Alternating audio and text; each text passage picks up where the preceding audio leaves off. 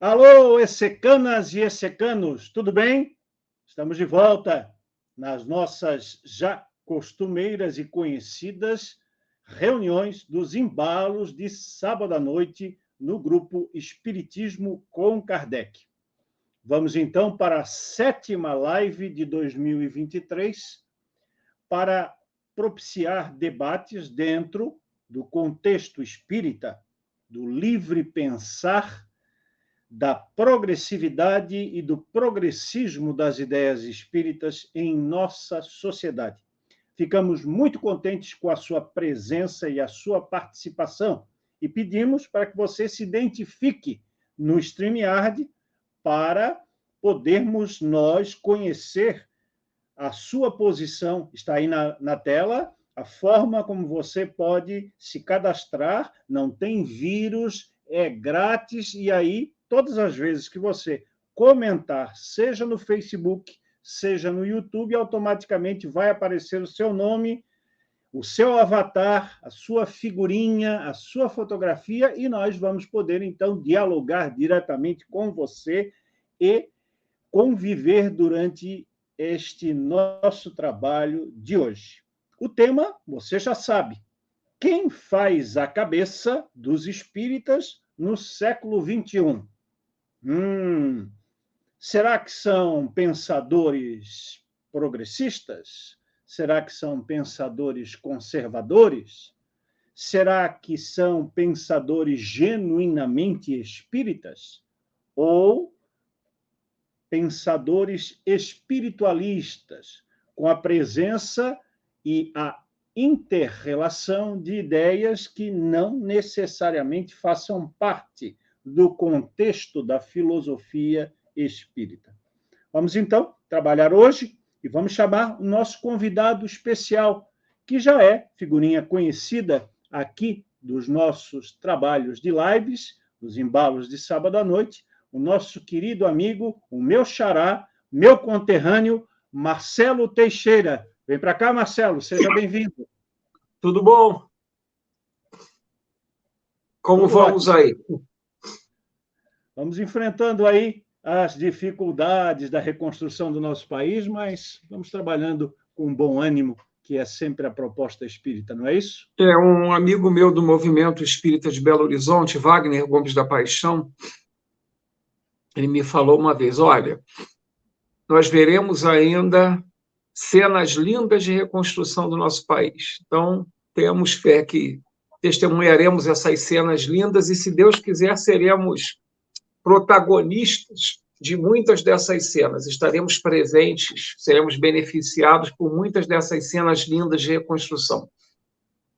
Muito bem. Essa é a verdadeira mensagem espírita, né? De colocarmos como copartícipes, como agentes Exatamente. transformadores da sociedade. Muito bem lembrado, Marcelo. Exatamente, não como meras testemunhas, né?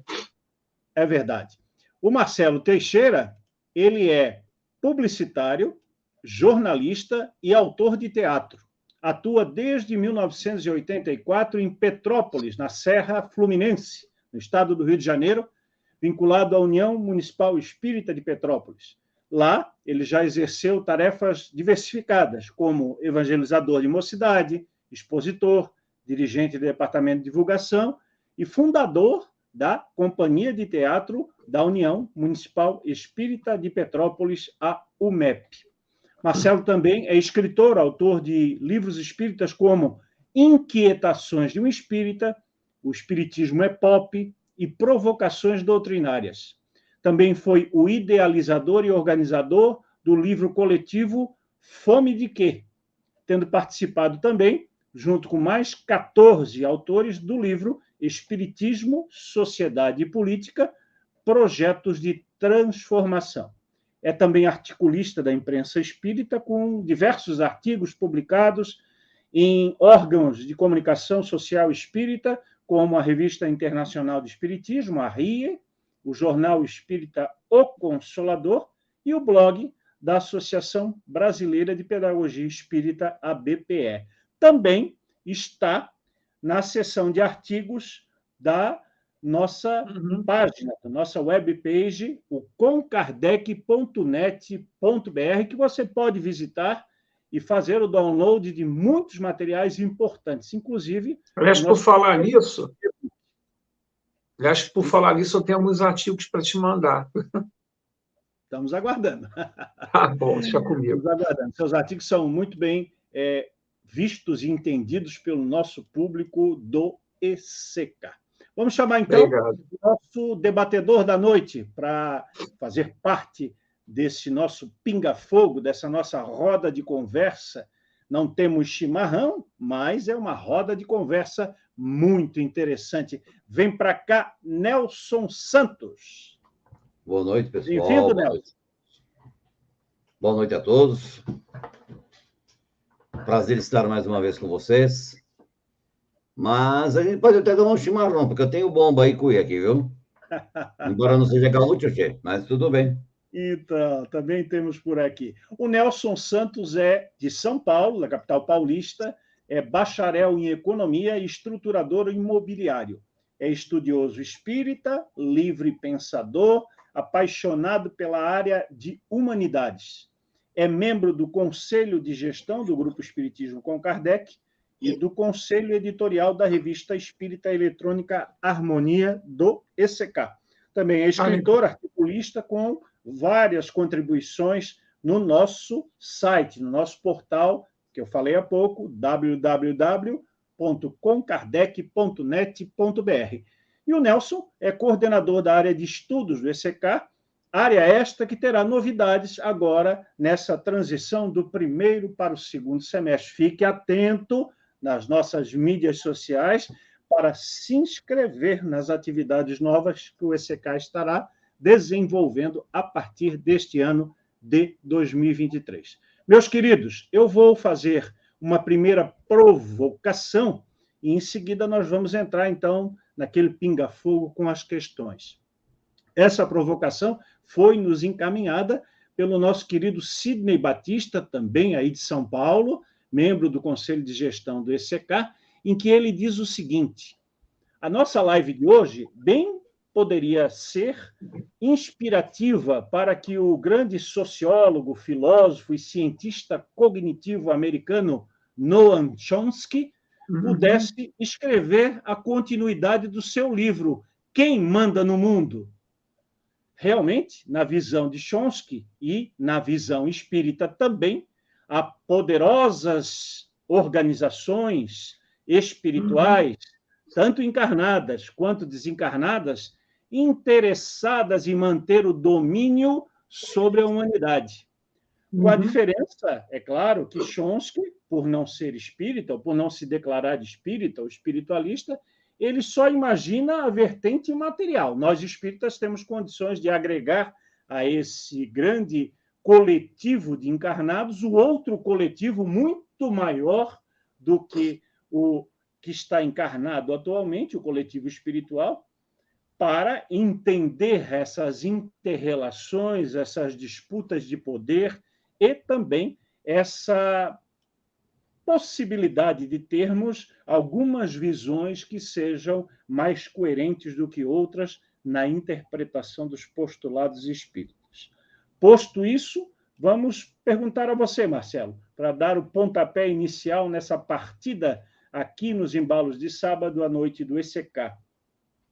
Diante de tanta desinformação que granjeia, que viceja no movimento, ou no meio espírita, expressão de Herculano Pires, por exemplo, é de se perguntar, diante disso, quem é que ganha e quem é que perde no meio espírita? Rapaz, acho que no fundo, todo mundo perde. Não há quem ganhe. Eu acho que quem ganha, ou quem pensa que ganha assim a olho nu, está, na verdade, perdendo também. Porque essa pessoa acha que tem um poder que, na verdade, ela não tem. É uma coisa efêmera. Quando essa efemeridade passar aí, ela vai ver que ela é tão perdedora quanto as coisas que ela fez as outras pessoas perderem graças à manipulação por ela instrumentalizada, por ela provocada. Tá? Eu acho muito triste A gente vê no movimento espírita pessoas que acham que mandam na cabeça das outras pessoas, pessoas que acham que têm o poder de manipular, de dizer como as pessoas devem ou não devem agir, para onde as pessoas devem ou não devem ir, para quem elas devem ou não devem torcer. Cegos conduzindo cegos, cairão todos no mesmo buraco, como diz o Novo Testamento. Eu acho que todo mundo perde. Quem ganha, ganha uma fama momentânea, ganha um número X de seguidores, pode até ganhar alguma coisa assim, materialmente falando, algum bem material, alguma vantagem financeira, alguma coisa assim, mas é um ganho espúrio, que daqui a pouco irá se desvanecer. E aí, Nelson? Essa é a minha opinião. Perfeito. Nelson, e aí? Os que ganham, pode-se dizer que muitas das vezes vivem os seus 15 minutos de fama? É. Nelson? Os 15 minutos. Tem uns que duram um pouco mais, né? Tem uns aí com umas décadas, né? Já no meio espírita. O problema é que ninguém, como o Marcelo Teixeira disse, efetivamente ninguém ganha. Todos perdemos. Principalmente por quê? Quando a pessoa tende a fazer proselitismo, ele parte para uma verve que agrade o leitor ou o audiente. E no meio espírita, isso está muito centrado no místico e no religioso. Então, vários oradores, vários palestrantes, vários pseudo-sábios e pseudo-médiuns enveredam por esse caminho que acaba conduzindo uma legião de cegos, como Marcelo disse, sem entendimento nenhum da doutrina, sem conhecimento nenhum, embasados principalmente em livros romanceados de caráter duvidoso. Engraçado que essa circunstância que vocês estão colocando aí, né, essa ideia de ter uma fama que é passageira, que é efêmera, ela cativa uma multidão durante algum tempo. Eu lembro de um professor de jornalismo que me dizia o seguinte: você pode enganar muita gente durante algum tempo, você pode enganar todos durante pouco tempo, ou quase todos, mas você não pode enganar todos o tempo todo. Um dia a verdade aparece. E é também curioso porque vocês, como eu, são do meio espírita, são de instituições espíritas presenciais durante décadas, né? Todos nós aqui, e aqueles também que estejam nos escutando. Quantas vezes que nos colóquios, nas palestras, nas reuniões espíritas, foi dada uma advertência no sentido assim das ilusões do mundo, e que as pessoas, quando desencarnarem, vão ter a realidade espiritual verdadeira. Né? Me parece ser aí aquele samba mal feito, né? Do faz o que eu digo, mas não faz o que eu faço. Então, eu acabo conduzindo as pessoas num determinado caminho e fico dizendo para elas que muitos vão despertar no plano espiritual e vão conhecer a verdade, quando, na verdade, nós estamos trabalhando não com verdades, sem ser redundante, mas trabalhando com pseudo-verdades. Isso é um ponto bastante preocupante, não é? Isso me faz lembrar aquela parte do Novo Testamento: o escândalo é necessário, mas ai daquele que for instrumento de escândalo, né? A gente acha que escândalo é alguém que provoca escândalo nesse sentido aí, exposto pelo Novo Testamento, que esse escândalo aí é alguém que provoca um acidente, que causa uma morte, que promove um escândalo financeiro, que faz uma comunidade sofrer, enfim. Mas tem aquele escândalo que a gente não percebe que é um escândalo. Tem aquelas pessoas que é o escândalo da manipulação da informação, é o escândalo de ficar iludindo as pessoas e se iludindo também. porque muita gente acha que é detentora da verdade, que tem uma opinião muito formada acerca de tudo, que tudo ela pode responder à luz da doutrina espírita. Isso não deixa de ser um pouco de fascinação também. Eu acho que quando Allan Kardec, no Livro dos Médiuns, fala sobre os médiuns, a questão da fascinação, que está inclusa nos vários tipos de obsessão, a gente acha que fascinação é apenas aquela pessoa que está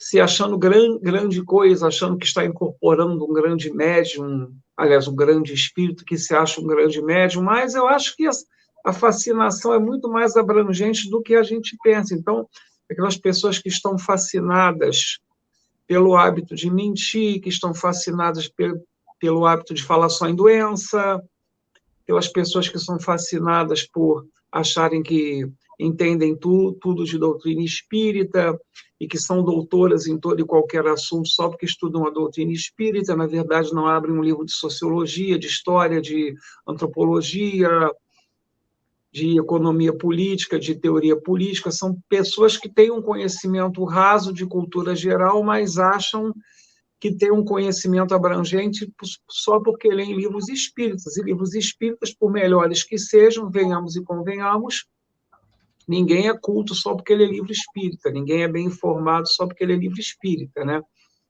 Aliás, Kardec nem fazia isso.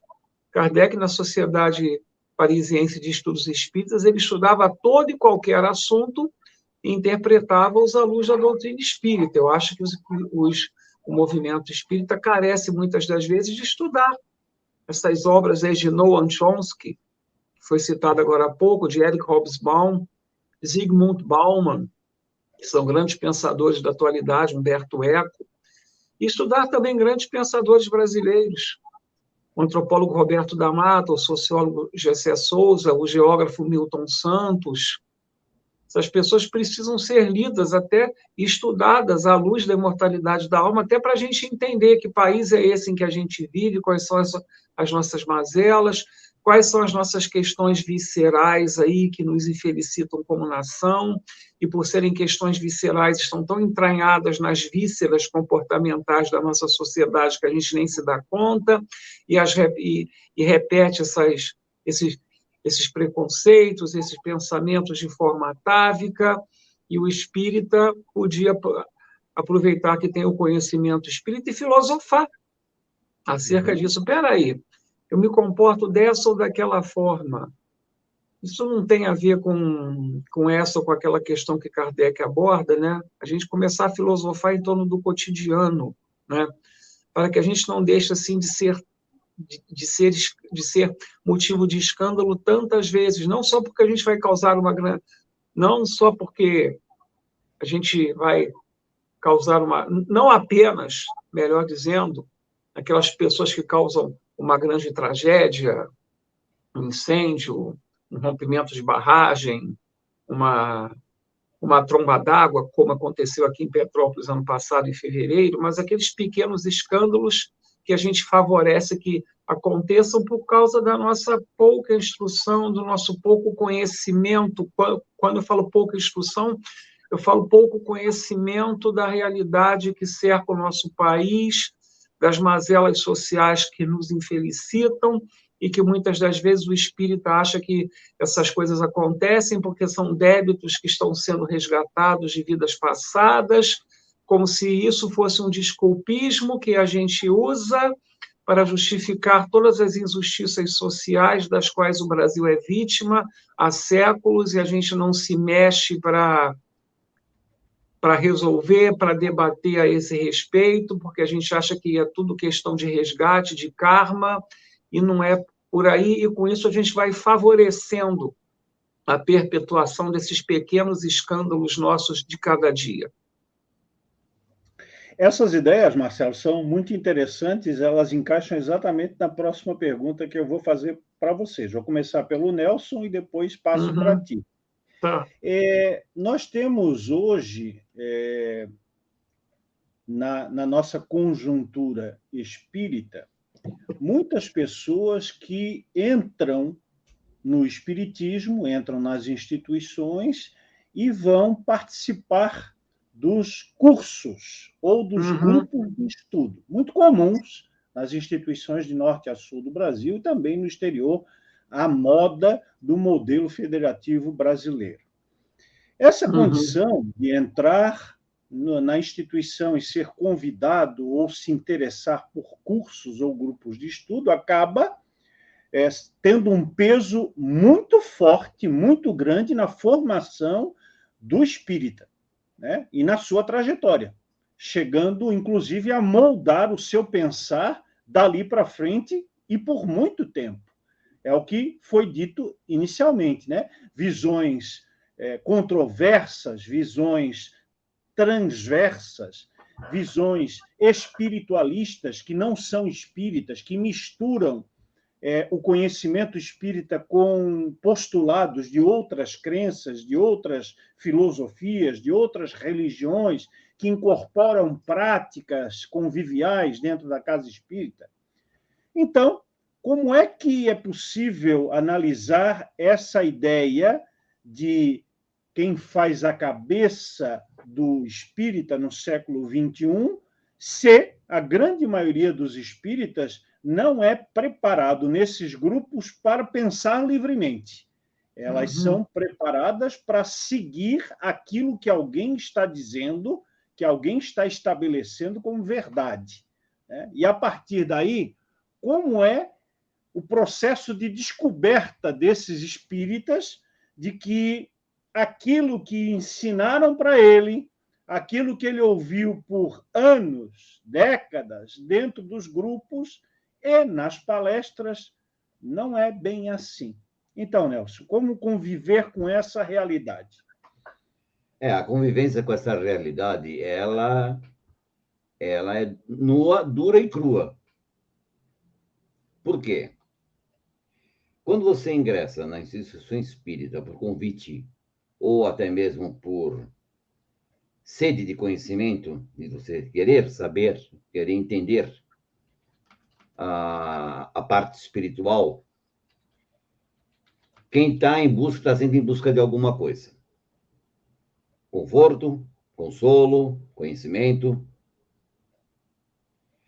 A instituição espírita no Brasil, que a grande maioria segue o modelo febiano, ela tem várias nuances que, no meu entender, são prejudiciais ao desenvolvimento do livre pensar, do pensamento, do livre-arbítrio, da autonomia que tanto Kardec expunha e insistia.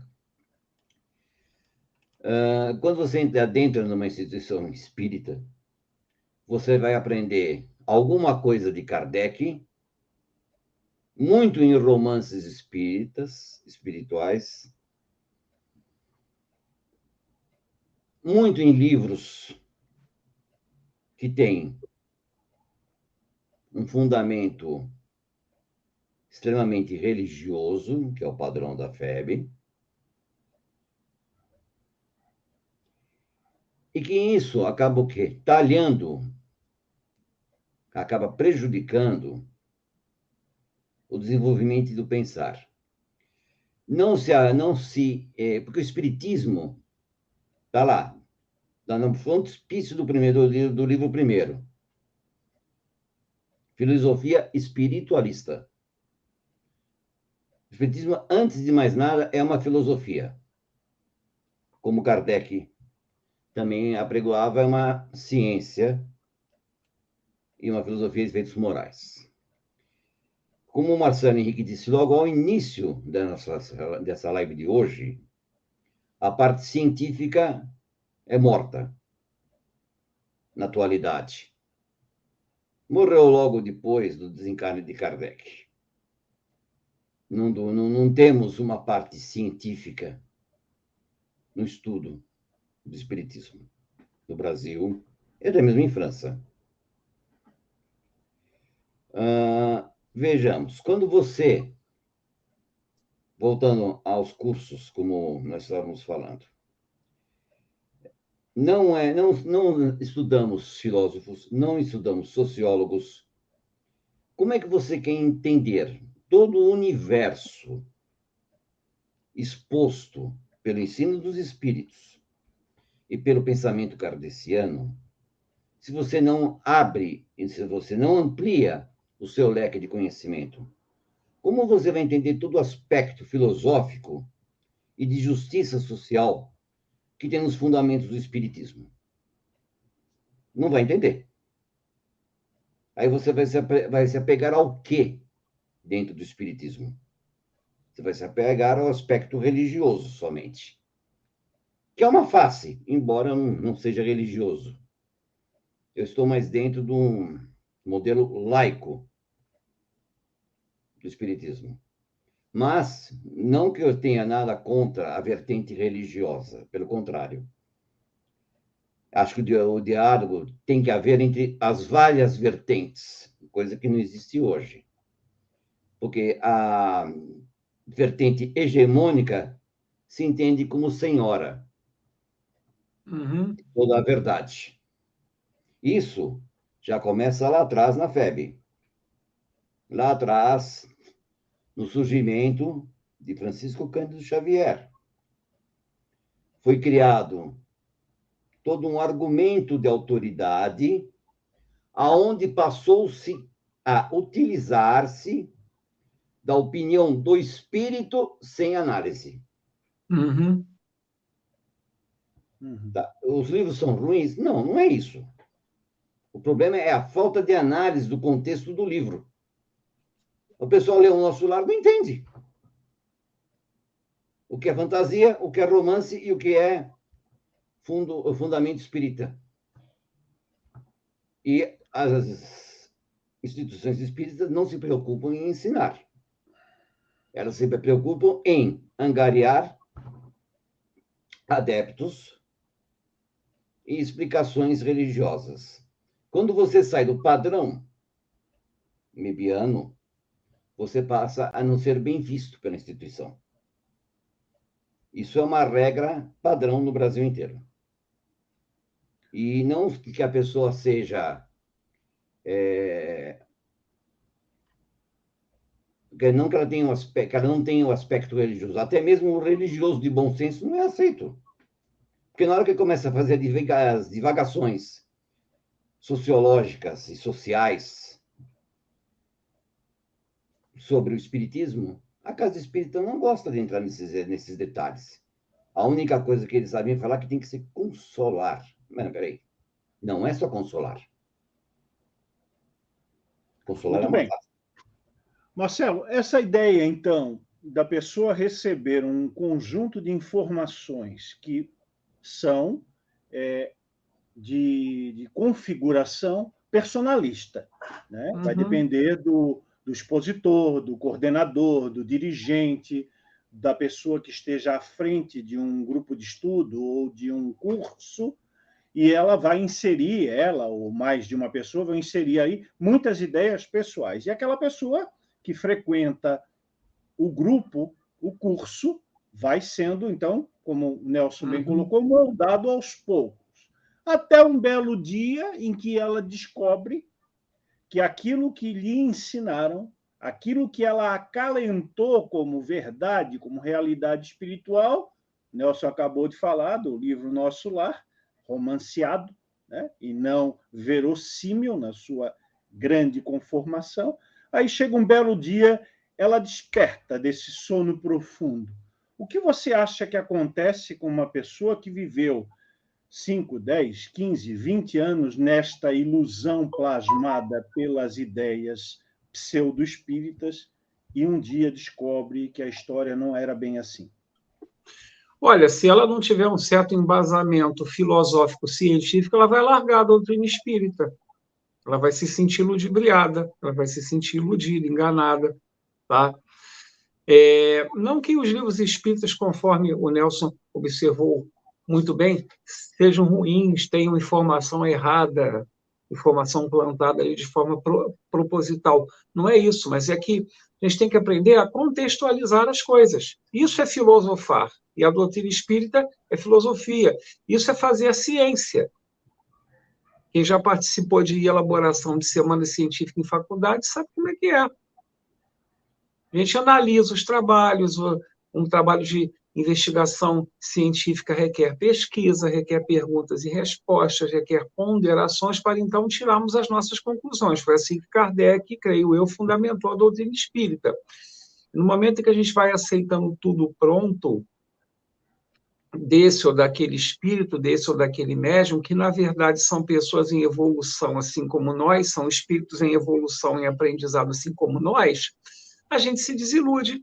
É por isso que é interessante a gente sempre contextualizar. Foi citado aqui o livro Nosso Lar. Vamos lá. Eu já falei isso até em palestras, eu até já escrevi um artigo a esse respeito. O livro Nosso Lar foi psicografado na década de 30 do século passado. Tá? Aquele relato é uma experiência do André Luiz. Se fosse eu, o meu relato seria um relato diverso do relato dele. Aquilo é uma experiência dele. Isso não significa que todo mundo que desencarne e vai parar de Nosso Lar da forma como ele parou, vai passar rigorosamente pelo que ele passou. Aquilo é a trajetória dele. E outra coisa, muito do que é narrado em Nosso Lar ali diz respeito à década de 30 do século passado. Kardec não fala na Lei do Progresso, em O Livro dos Espíritos, que o progresso é incessante? Se o nosso mundo material da década de 30 para cá já mudou, e muito, com certeza, em Nosso Lar e nas outras colônias espirituais já mudou muito também. Então, as pessoas que anseiam tanto ir parar em Nosso Lar e que acham que se forem parar lá, acham que vão encontrar o Nosso Lar de André Luiz, talvez deem com os burros na água, porque talvez aquele Nosso Lar de André Luiz não resista mais, que é o Nosso Lar de 80 anos atrás. Os espíritos que dão depoimento, que falam o que falam, que dizem o que dizem, que tecem considerações no livro Nosso Lar e suas respectivas continuações, porque é uma série grande de 12, 13 livros, muitas das vezes eles estão falando coisa que tem a ver com aquela época, com o conhecimento deles, que eles alcançavam, com a percepção deles da época. Talvez não seja mais assim. É por isso que a gente tem que aprender a contextualizar as coisas, né? Senão a gente se desilude, senão fica aquele espiritismo estático, edulcorado, piegas até, que vai desiludir muitas pessoas. A gente tem que aprender a fazer esses recortes, né? A gente não pode levar ao pé da letra, mas o médium tal falou isso, falou aquilo, mas fulana de tal, na palestra disse isso, mas quem é a fulana de tal? Ela é doutora nesse ou naquele assunto. Eu tenho um amigo aqui do Movimento Espírita de Minas Gerais, meu grande amigo Vinícius Lara. Vinícius é professor de História, é médium, e ele é um expositor brilhante. Ele me falou uma coisa uma vez, que ele recebeu um convite de uma... Ele mora em Juiz de Fora, ele é natural da cidade de Bicas, mas ele mora em Juiz de Fora, uma cidade é vizinha da outra. Ele me falou que uma vez ele recebeu um convite de um centro espírita de outra cidade para fazer um seminário. Ah, vou sim. Qual é o tema? Depressão. Ele falou, não vou. Ué, por quê? Porque eu não sou entendido no assunto. Eu sou professor de história e sou espírita. Eu não tenho cabedal para segurar um assunto como depressão por 2, 3 horas, 4 horas, responder pergunta. Se vocês querem alguém que fale sobre esse assunto, convidem um psicólogo espírita, um psiquiatra espírita, não a mim. Não é porque eu sou espírita que eu vou dominar esse assunto. Eu, por exemplo, tenho um assunto que eu não domino. Então, não me chame para abordar esse ou aquele assunto. Eu recebi uma vez um convite de um amigo meu aqui de Petrópolis para fazer um seminário com ele na cidade de Cabo Frio, que fica na região dos Lagos, a cerca de 3 horas de carro daqui. Vamos fazer um seminário comigo lá num domingo à tarde? Falei, depende, qual é o assunto? Ele falou, mediunidade. Eu falei, não vou. Eu não tenho mediunidade à flor da pele, eu não participo de reunião mediúnica, tá? Eu confesso a vocês, talvez eu vá depois decepcionar algumas pessoas, eu acho mediunidade um assunto chato para burro, não me atrai, não me mobiliza. Tá? Já assisti uma ou outra reunião mediúnica a convite da diretoria da casa, mas não é a minha praia. Então, eu não tenho condição de segurar um seminário sobre mediunidade. Então, a gente tem que ter essa percepção. Não é porque a gente é espírita que a gente domina todos os assuntos. E tem gente que no movimento espírita que se acha detentora de todas as verdades absolutas. Aí, aquela pessoa que está no movimento espírita há pouco tempo, que não tem um certo embasamento cultural, que é muito comum, porque o nosso ensino brasileiro é precário, tá? A gente tem que levar isso em conta também.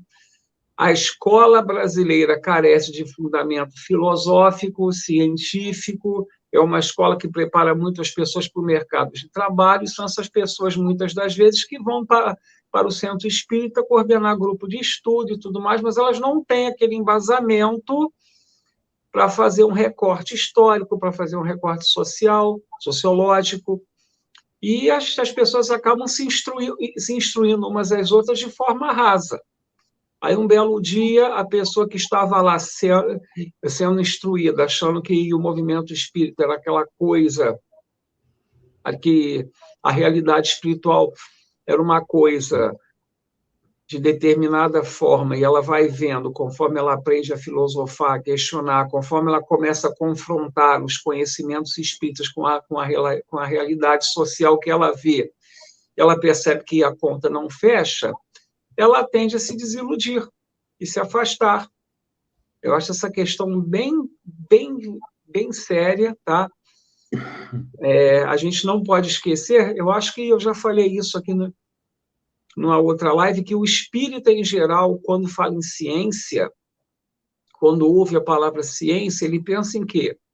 Química, física, astronomia, biologia, mas a gente não pode falar, como Nelson observou, não pode esquecer, como Nelson observou muito bem agora há pouco, que a sociologia, a história, a filosofia, a economia também são ciências. Eu vou dar um exemplo interessante. Olha como é que as pessoas, às vezes, no movimento espírita, pensam de forma, assim, edulcorada, simplória, uma espécie de bolha de felicidade que não pode ser rompida, senão as pessoas vão ficar chocadas, vão ficar impressionadas. Eu vou dar 2 exemplos. Aconteceu comigo há cerca de 20 anos. Estava em cartaz nos cinemas brasileiros, com muito sucesso, o filme Cidade de Deus. Tá? E o filme mostra o cotidiano violento de uma favela da Zona Oeste carioca chamada Cidade de Deus. É um conjunto habitacional, na verdade, que virou um bairro independente com esse nome, Cidade de Deus. E o filme mostra toda a questão de violência infanto-juvenil daquela localidade. O filme é bem cru, é bem violento. E tem uma cena nesse filme que, quando eu assisti o filme, eu pensei com os meus botões, essa cena é a cena mais violenta.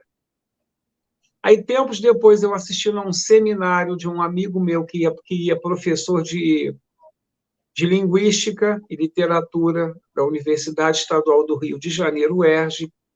Palestra vai, palestra vem, ele falou, olha, a cena mais violenta do filme é a que acontece isso, isso, isso. É a cena em que não acontece nenhum disparo, nenhuma morte, que não tem nenhum palavrão, nenhuma briga, nenhum soco, nenhum estupro. É a cena em que o Buscapé, que é um dos protagonistas do filme, ele tira umas fotos dos delinquentes da Cidade de Deus, ele tira inocentemente. Ele trabalhava como contínuo num jornal. Aí os repórteres veem aquelas fotos e publicam aquelas fotos por conta própria. E ele fica impressionado, ele fica apavorado. Nossa, vão me matar, porque vocês fizeram isso sem o meu conhecimento. Não, não, relaxa, não vai acontecer nada, não. O jornal ainda não tinha sido rodado, né? Não publiquem essas fotos, eles vão me matar, vai acontecer isso, isso. Não, não, relaxa, nós vamos tirar as fotos, né? A gente colocou aqui só para ver como é que ia ficar a ilustração. Aí o Buscapé vai para casa tranquilo, achando que os repórteres não vão publicar as fotos. Aí, quando o Buscapé sai, o ingênuo contínuo, né? Vai embora, um jornalista olha para o outro e faz assim, cara. E publicam. Essa é a cena mais violenta do filme. É a cena dos cultos tripudiando em cima dos menos instruídos. Eu fui fazer uma palestra e fui citar essa cena. Só que, para eu citar essa cena, eu precisava contextualizar. Gente, o salão estava lotado, com mais de 100 pessoas. Eu perguntei, quem assistiu Cidade de Deus aí? Levanta a mão. Ninguém levantou. E, meu Deus do céu, essas pessoas não vão ao cinema? Ou só vão ao cinema para assistir o quê? Comédias românticas? Não vão assistir porque é violento? Aí a cena se repetiu mais ou menos há uns 3 ou 4 meses, que uma amiga minha de movimento espírita lançou um romance não espírita. E ela fez uma tarde de autógrafos numa livraria aqui da cidade. E livraria, para mim, é um passeio. Daí estávamos conversando, eu e mais algumas pessoas do Centro Espírita, da UMEP, e estávamos perto daqueles 3 volumes da obra Escravidão, escrita pelo jornalista e historiador Laurentino Gomes. Eu peguei o primeiro volume. Olha, esse livro é muito bom, essa série é muito boa. Né? Nesse primeiro volume aqui, ele explica que quando os navios passaram a trazer o povo da África aqui para o Brasil, morriam cerca de 15 escravos por dia a bordo das embarcações e os corpos eram atirados no mar. A quantidade de corpos jogados no mar era tão grande que os tubarões mudaram a rota de busca de comida e passaram a seguir os barcos porque sabiam que ia ter carne fresca jogada ao mar. É esse tipo de livro que o movimento espírita poderia estudar. Aí uma das integrantes do meu centro, não, eu não gosto, eu fico impressionado. Então as pessoas gostam muito de aguinha com açúcar. Estão muito acostumados com aguinha com açúcar. Então, se você dá uma coisa mais incisiva, a pessoa talvez repila. E quem passa a contestar determinadas coisas, conforme o Nelson observou muito bem, é colocado de lado, é esquecido, é apagado, não é levado em consideração, está obsidiado. Então, a gente deve prestar muita atenção. Nem sei se eu respondi a tua pergunta. Estou falando aqui, mas eu acho que a gente deve ir além das apostilas, porque as apostilas são feitas por pessoas que querem que você estude por ali. O estudo tem que ser uma coisa livre. Na UMEP, que é o centro do qual eu vim, depois do estudo sistematizado da doutrina espírita, que é o estudo por apostilas, tem o EAGE, tem o ESOB, Estudo Sistematizado das Obras Espíritas. Aí a gente estuda o Livro dos Espíritos, o Livro dos Médiuns, o Evangelho, Céu e Inferno e a Gênese. Eu, inclusive, já coordenei um grupo de estudos da Gênese. Então, pelo menos as pessoas que emparelham comigo nesse sentido, quando a gente está estudando uma obra dessas, eu já coordenei o Evangelho também, eu sempre procurava levar coisas do cotidiano para a pessoa confrontar. Eu lembro que naquele capítulo do Evangelho, não separei o que Deus juntou, no tocante à questão do divórcio, da separação, eu levei algumas entrevistas com psicanalistas acerca da questão da separação, do divórcio, para a gente confrontar, para ficar um debate moderno. Mas muita gente não gosta disso. Falei demais, desculpa. Não, é isso mesmo. Estamos aí no confronto, né? Já que a temática é quem faz a cabeça dos espíritas no século XXI, a tônica é exatamente isso que você e o Nelson disseram. Cria-se uma redoma de vidro, cria-se uma ilha da fantasia, para lembrar um programa televisivo antigo, e lá encaixa tudo, esse conto de fadas, né? Onde nós, espíritas, na maioria das vezes, somos preparados para o pós-morte, para o que vamos encontrar do outro lado, preocupados com despertar na espiritualidade. E esquecemos dessa conjuntura, transformação dos ambientes terrenos. É o que eu costumo dizer aqui em Petrópolis. Não adianta nada nós nos tornarmos catedráticos em mediunidade, em vida após a morte, em lei de causa e efeito, etc., se na vida civil a gente insiste em manter o sistema escravagista, a desigualdade social, que há tantos séculos infelicitam o nosso país. Ou seja, conforme eu disse agora há pouco, a conta não fecha. Eu, particularmente, eu uso a doutrina espírita para tentar melhorar o meu dia a dia e o dia a dia das pessoas. Eu não fico suspirando pelo lado de lá, não. Eu quero um mundo melhor para todas as pessoas. Eu quero que todas as pessoas no mundo tenham salário decente, moradia decente, transporte decente, uma educação pública de altíssima qualidade universal, uma saúde pública de altíssima qualidade e universal, mas muita gente não quer isso. Por isso é que eu digo, de nada adianta a gente ficar encantado com a vida espiritual, se na vida prática eu acho um absurdo que a filha da faxineira esteja fazendo a mesma faculdade que a minha filha. Aí tem alguma coisa errada aí. Vamos puxar um pouquinho o fio da meada para esse tópico que acabou sendo tocado por vocês dois nessas duas perguntas anteriores. Vou começar pelo Nelson e depois passo para ti, Marcelo. Nós, quando estudamos Allan Kardec, com um viés crítico, com um viés filosófico, com um viés de entendimento da principiologia, da fundamentologia, da sistemática que Kardec empregou no processo de elaboração do Espiritismo, sabemos que Kardec, como nós, trabalha com o mundo das ideias. E no mundo das ideias existem opiniões. E opiniões são manifestações pessoais. Os espíritos, quando desencarnam, seja Fénelon, seja São Luís, seja André Luiz, Joana de Ângeles, Ismael, Bezerra de Menezes, e tantos outros espíritos que convivem há mais de 100 anos nessa ambiência brasileira, vamos falar dos espíritos que estiveram com Kardec mais de 160 anos, né?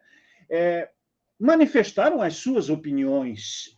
E a grande questão que nos traz a temática de hoje é não estabelecer a opinião de alguém, seja ele encarnado ou desencarnado, com verdade absoluta. Esse é o ponto pacífico, estrutural da filosofia espírita, né? E tem muita gente, inclusive, que acha que as dissertações, os textos dos 12 volumes da Revista Espírita de Allan Kardec são todos fundamentos do espiritismo, esquecendo da própria proposta de Kardec com o primeiro periódico espírita do mundo, a Revista de Estudos Psicológicos, assim era o codinome da Revista Espírita de Kardec, era um laboratório onde as opiniões dos espíritos seriam colocadas em escaninhos, em tubos de ensaio, e a maturação do tempo as faria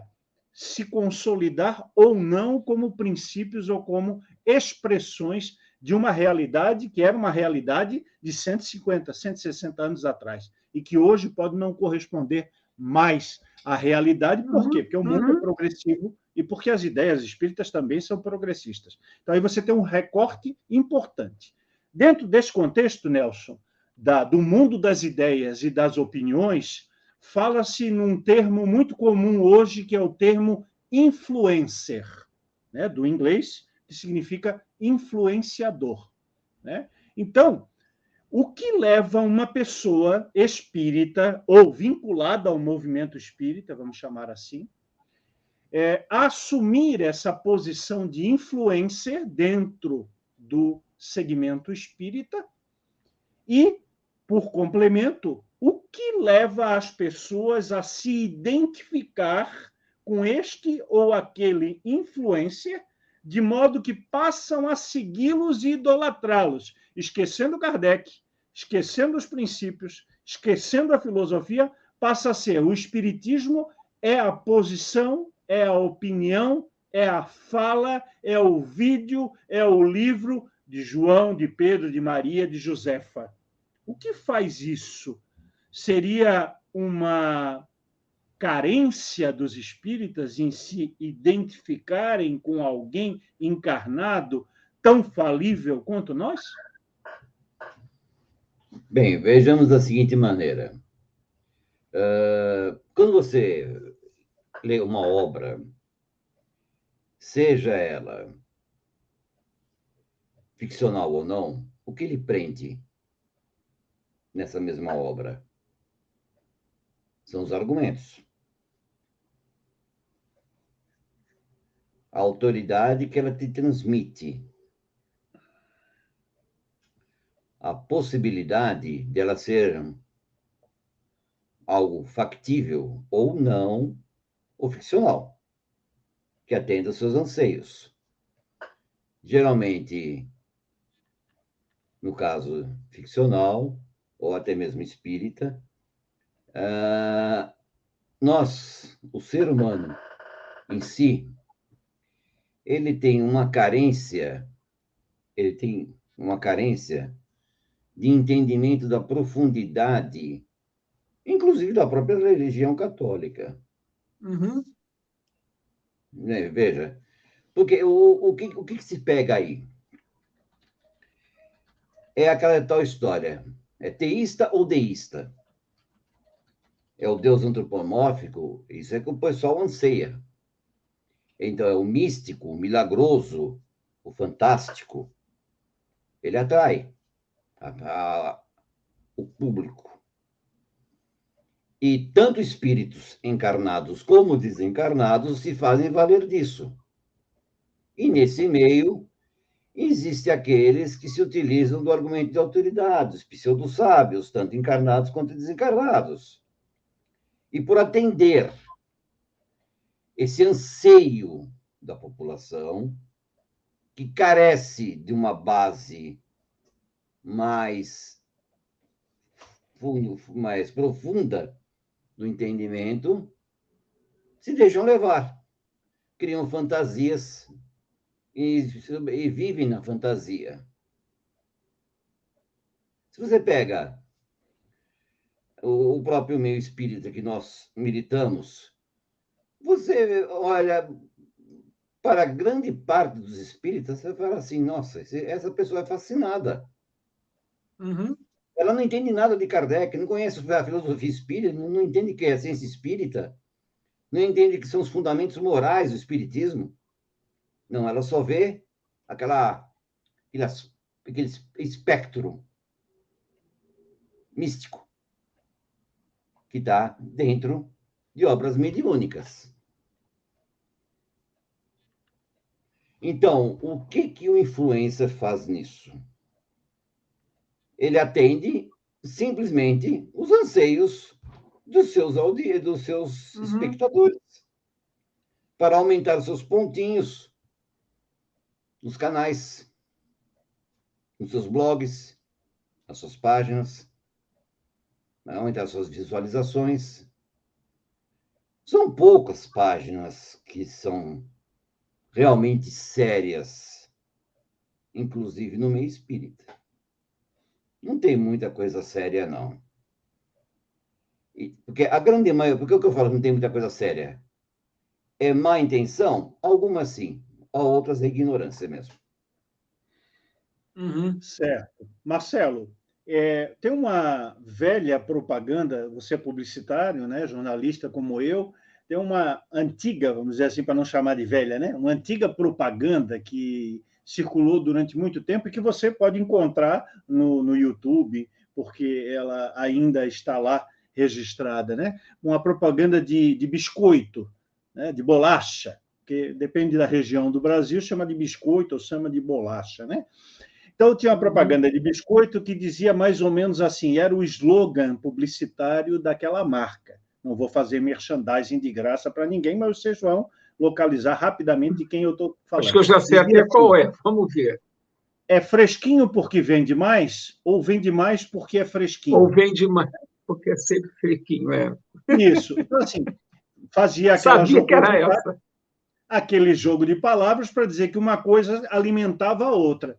E é isso que eu quero ouvir de você. Uhum. Existe influencer porque tem gente que procura ser influenciado, ou existe gente que procura um influenciador porque existe o produto, o influencer? Uhum. Tá. Bom, em primeiro lugar, que saudade dessa época desses comerciais criativos com um texto bom, com esses slogans aí. Eu, particularmente, eu sinto saudade de ligar a televisão e assistir bons comerciais de margarina, de refrigerante, de biscoito. Eu não estou querendo ser consumista, não, mas eu sou de uma época em que os comerciais são verdadeiras obras de arte, com uns slogans interessantes, uns jingles interessantes. Eu gostava muito, né?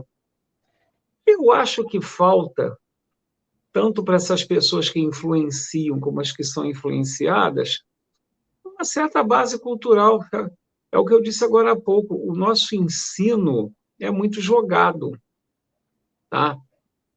Eu já estudei tanto em escola pública como em escola particular, e você vê que no ensino particular tem aquelas pessoas que não querem nada. No curso de inglês era a mesma coisa, as pessoas estavam estudando lá porque o pai estava pagando, mas não queriam nada, mas vão herdar o negócio do pai, vão herdar o negócio da mãe, passando de ano ou não, o deles está garantido. E aquelas pessoas que estão na escola pública que querem alguma coisa a mais, às vezes conseguem, às vezes não, e aqueles que não querem nada vão acabar sendo os serviçais desses que da escola particular que não queriam nada, mas que vão herdar o negócio do pai e vão precisar de mão de obra barata para manter as regalias deles. Então, o nosso ensino é muito jogado e muitas das vezes visa justamente isso. Eu estou me lembrando uma cena aqui do filme Notícias de um Escândalo, protagonizado, é um filme inglês, protagonizado pela Judi Dench e pela Cate Blanchett, que fazem duas professoras de uma escola pública em Londres. Agora vocês veem, em Londres, isso em Londres. E o papel da Judi Dench é aquela professora já de uma certa idade que há muito tempo desistiu de investir numa educação melhor, porque ela acha que não vai dar em nada mesmo. Ela é maldosa, ela é irônica, ela é mordaz. Aí, no primeiro dia de aula da escola pública, em Londres, onde ela leciona, estão chegando os alunos, né? Aí ela, olhando pela janela da sala dos professores, ela fala para si mesma, lá vem os futuros entregadores de pizza, babás, caixas de supermercado, varredores de rua. Isso em Londres, hein? Então, aqui é mais ou menos a mesma coisa.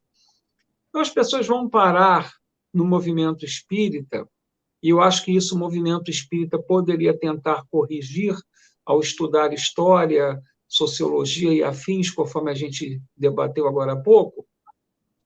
Então, as pessoas vão parar no movimento espírita sem uma base escolar boa.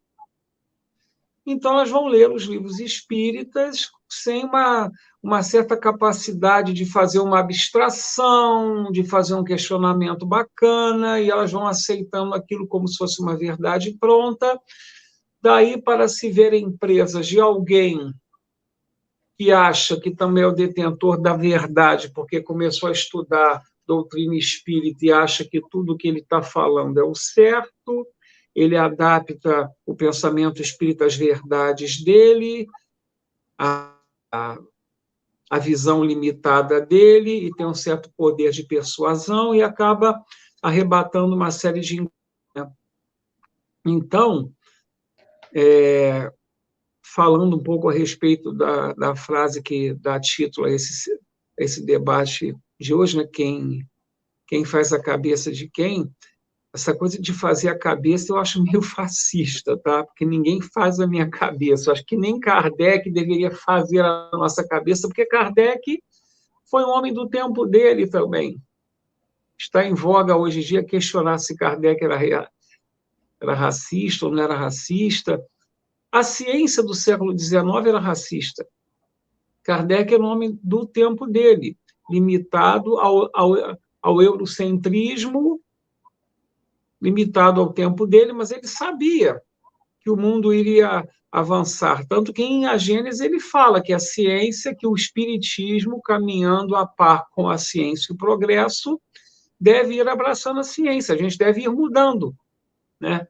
Mas tem gente que não muda, tem gente que tem dificuldade em mudar, que está na zona de conforto, que gosta de ser enganada, que gosta de ser iludida, que tem preguiça, que tem medo de sair daquela redoma da qual você falou. E essas pessoas acabam sendo presas fáceis para aquelas outras tantas que também não querem sair da redoma por comodismo, que inventaram um mundinho delas à parte e se acham detentoras de todo o conhecimento da humanidade só porque são espíritas e começam a achar que têm o dever de conduzir outras ovelhas, quando elas próprias também carecem de uma condução mais precisa. Aí dá no que dá. Aí a gente vê, depois que o novo governo entrou, em 1º de janeiro desse ano, graças a Deus, determinados expositores e influenciadores espíritas aí que estavam dizendo uma série de bobagens, uma série de atrocidades, inclusive cancelando o perfil nas redes sociais, né? Aí você vai nos perfis deles. Hoje em dia, eu já tive essa curiosidade, eu já fui ver alguns, só tem florzinha, bichinho, musiquinha, aquelas coisas que estavam sendo ditas antes desapareceram como que por encanto, né? Caíram do cavalo, desceram do castelo das ilusões, creio eu. Muito bem.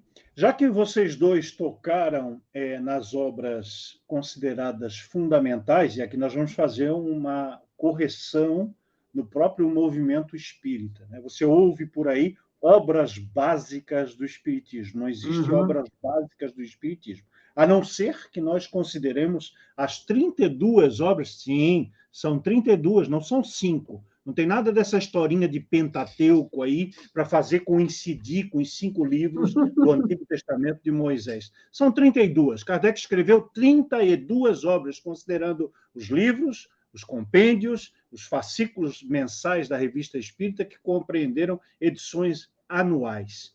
Pois bem, não existe básico, ou o básico é tudo. A gente chama obras fundamentais, porque elas são fundamentais, gostei.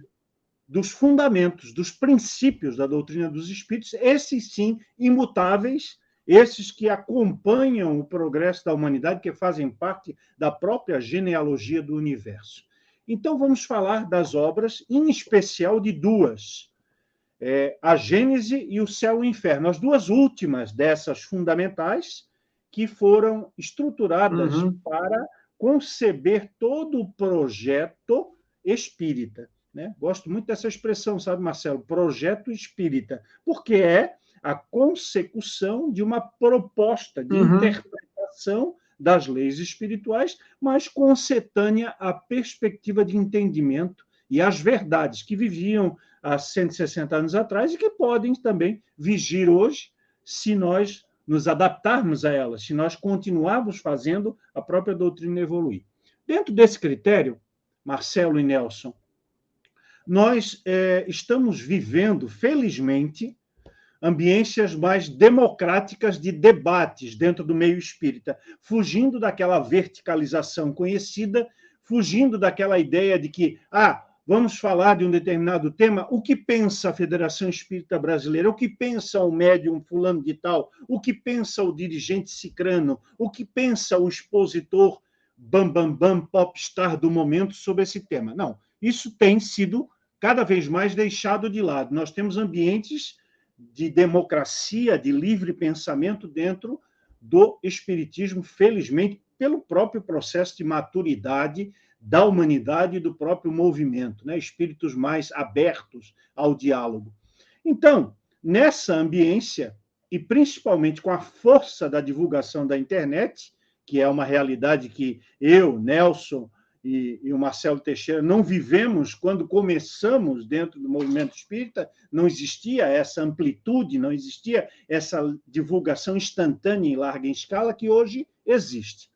Então, os espíritas passam a assumir posicionamentos claros em busca de verdades, né? Como ver, então, nesse contexto, Marcelo e Nelson, nessa ordem, os formadores de opinião, os dirigentes, os expositores que defendem posições fechadas, inclusive aqueles que afirmam de pé junto não existirem adulterações nas obras de Allan Kardec, especificamente em A Gênese e o Céu e o Inferno, que foram modificadas comprovadamente após a morte de Kardec em 31 de março de 1869, e não bastando isso, porque isso aconteceu há 160 anos atrás, a adulteração das obras de Chico Xavier, colocando um linguajar, uma série de informações, uma série de dados que não fazem parte da psicografia originária do Chico e que, portanto, estão em descompasso com as edições anteriores que foram publicadas há 50, 80, 90 anos atrás. Como conviver com essa dualidade de pessoas que descobrem a verdade e de pessoas que, mesmo descobrindo a verdade, continuam negando peremptoriamente essa situação? Ih, rapaz, que coisa complicada. Eu estava assistindo a um vídeo hoje da jornalista Jéssica Senra, da TV Bahia, quando foi descoberta aquela questão do trabalho escravo aí nas vinícolas do Rio Grande do Sul, e aquele vereador que, infelizmente, não perdeu o mandato, deu uma declaração infeliz, uma declaração xenófoba, racista, e a jornalista Jéssica Serra, da TV Bahia, deu uma resposta à altura para ele, e ela falou que existe uma diferença muito grande entre a ignorância e a burrice. A ignorância é quando você ignora, não conhece determinado assunto, não domina determinada área. A burrice é quando você, apesar de estarem mostrando os fatos para você, por ignorância, por teimosia, por orgulho, por receio de enxergar a verdade, não aceita. Isso seria burrice. E, infelizmente, a gente vê que tem muita gente burra no movimento espírita, né? Eu acho que as pessoas têm medo de que aquela aura de perfeição da doutrina espírita seja maculada se a gente admitir que houve alterações, que houve deturpações, que houve enxertos. Então, as pessoas preferem não tocar nesse assunto com medo de perderem a aura santificada que elas colocaram em torno do pensamento espírita. Isso é uma bobagem muito, muito grande. A doutrina espírita ela foi idealizada, ela foi organizada por homens falíveis, como qualquer um de nós somos. É natural que haja distorções por esse ou aquele interesse, que tem sempre um espírito de porco que quer ou projeção, uma vantagem, ou ser adulado, alguma coisa assim. Então, é normal que no andar da carruagem da humanidade, no andar da carruagem do espiritismo, a gente descubra essas coisas e vá fazendo os devidos acertos, vá fazendo os devidos ajustes. Acho que as coisas são mais simples do que a gente pensa. Esses que não querem dar o braço a torcer é que complicam, mas vamos nos debruçar. Sim, houve adulterações. O senhor Lemarie, não é isso? Que adulterou a Gênese e o Céu e o Inferno. Já há obras aí que atualizadas, contextualizando essas alterações, e vamos andando, e vamos caminhando, e vamos aperfeiçoando o pensamento espírita, que é mais simples, inclusive, do que a gente pensa. Não vamos complicar o simples. A lei é de amor, gente. A lei é de amor, por favor. Vamos parar com essas adulterações que muitas das vezes puxam pelo punitivismo, pela condenação da pessoa. A lei é de amor. Eu acho que é isso. Nelson, quer complementar com a ideia aí, inclusive, de oposição entre autonomia e heteronomia? Veja, uma coisa que nós temos que ter em mente sobre, no caso das adulterações ou alterações de duas obras de Kardec, é que isso não é novidade no meio espírita. Já começou com o Henri Sals, continuou com Betty Fropp. No final do século XX, nós tivemos no Pautal aqui um debate muito grande com o Carlos Embaçaí, que descobriu que a terceira versão dele, em francês, era diferente da quinta, que a FEB editava, e que outras editoras, como a Lei, que também editava, que era diferente. Até ele chamou o pessoal de adulterador, e não era. Eles simplesmente traduziram a quinta edição. E ele estava em poder da terceira. E da primeira a quarta são iguais, da Gênesis. Simone Privato fez um trabalho maravilhoso. Existem grandes reportagens, existem estudos.